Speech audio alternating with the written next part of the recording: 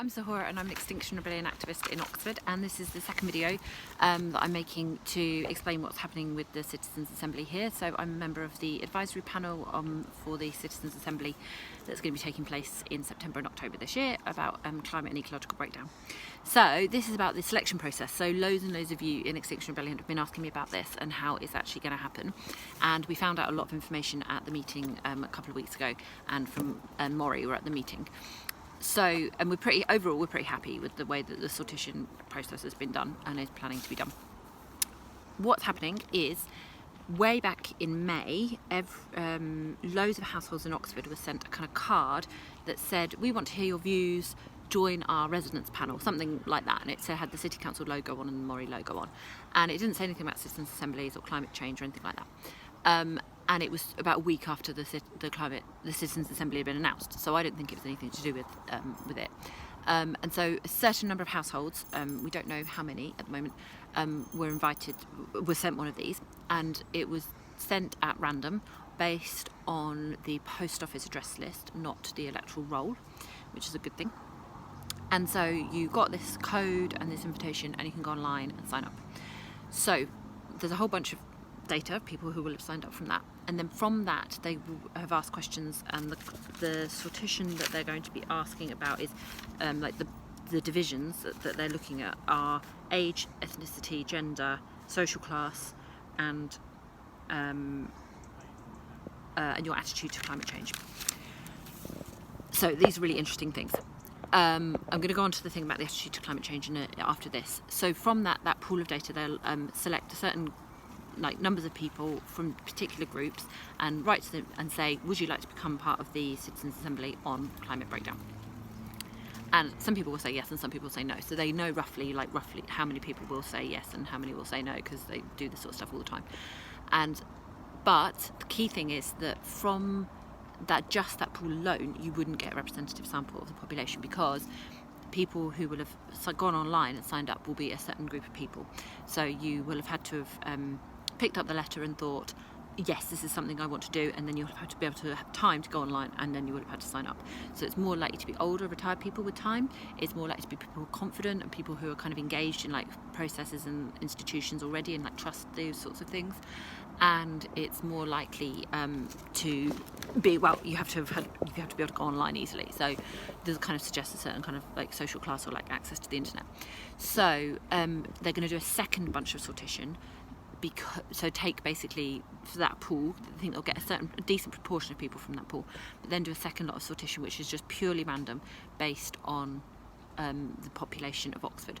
So people will be invited to come onto the Citizens Assembly, and it will say, hello, I don't know how it will go, but it would be a letter to people's doors. Hello, would you like to come join the Citizens Assembly? Most people won't say yes, because they won't be able to make the dates, or they don't want to, or whatever, or they'll just bin the letter. So again, Maury are pretty good at knowing how many thousands you have to send out, and you get a 5% success rate or whatever.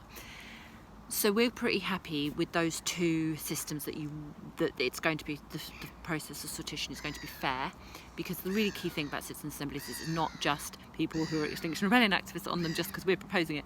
It's all kinds of people. So it is hairdressers and bus drivers and teachers and retired people and parents and all kinds of different people are on Citizens Assembly. The whole point is it's a cross section of society chosen at random. And then it's going to be based in city council boundaries. So because it's city council money, and that's running it, paying for it, and it is solutions that the city council can enforce. It has to be within city council boundaries. So if you live in Botley, for example, then you're not going to be able to join. Sorry, poor old Botley, as ever. And there's loads. We appreciate there's thousands, millions of people probably who think of Oxford as their home, or come to Oxford every day for work, or do all kinds of things, and you live here for a short time and then go off.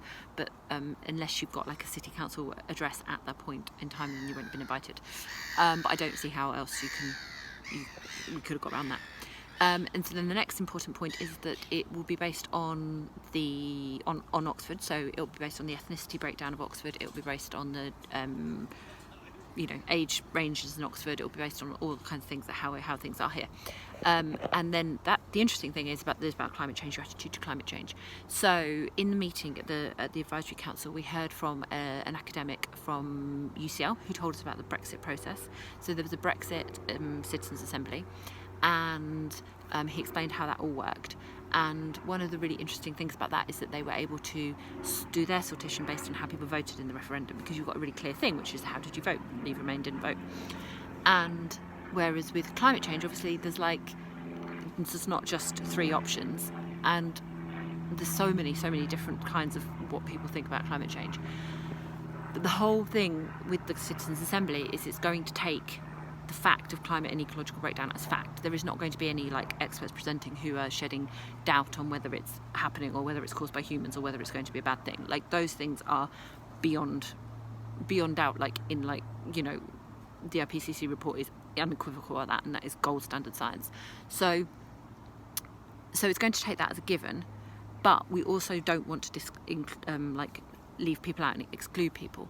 And there are definitely people in society who don't think it's happening. Luckily in this country we don't have many outright denialists, but we have plenty of people who think it's not going to be a problem. We have plenty of people who don't think it's not going to be a problem for them. We have plenty of people who think that, with that layer of implicative denial, yeah, okay, it's bad, but it's really far away, it's not, I don't need to do anything, I don't need to worry. Loads and loads of us, I mean, I'm still in that phase in many ways, are in that boat. So there is going to be a question about that, and then they're going to so the interesting thing that we asked about in the meeting was, are you going to sort that on the basis of how Oxford's attitudes to climate change? Because really what the City Council want to understand from doing this, the whole point of doing this, is to get to know from their residents how much action their residents want them to take on climate and ecological breakdown compared to other issues and compared to all the other things that the City Council has to deal with. And how far what mandate do they have to go full steam ahead, hold back, do different things. And so it matters what your attitude is to climate breakdown to begin with. So we discussed that quite a lot. And so because we've based everything else on the city's population, the demographics, we're going to base this on the demographics as well. And we're making an assumption that Oxford is going to be relatively positive towards taking action on climate breakdown, because you've got a fairly wealthy, prosperous city, although with very hidden and deep, small pockets of poverty, and higher educational status, and those things tend to correlate with wanting to take action on climate breakdown. So the way Mori are going to do that is extrapolate the data from what they know about attitudes to climate breakdown, and what they know about the demographics of Oxford, and they'll be able to work out proportionally how many people roughly how many people in Oxford think are very positive about taking action, how many are not, and so then they can do the sortition also based on that. And it's really important that we do make sure that we get people who are not not excluding people, but it's also important that we make sure that we do capture that Oxford is probably a slightly more progressive city in that respect. So it's balancing those two things, but it's really interesting. The point about that we've left with Mori for the next meetings is we want to know how many people were in the mailing that went out, how many people were handed it. So some people were not mailed it, some people were handed it outside Tesco's. And can you sign up in a way that doesn't involve going online, because it doesn't help you if you are excluded or you have difficulty accessing the internet, and you can only sign up online. So Maury's going to come back to us at the next meeting about that one.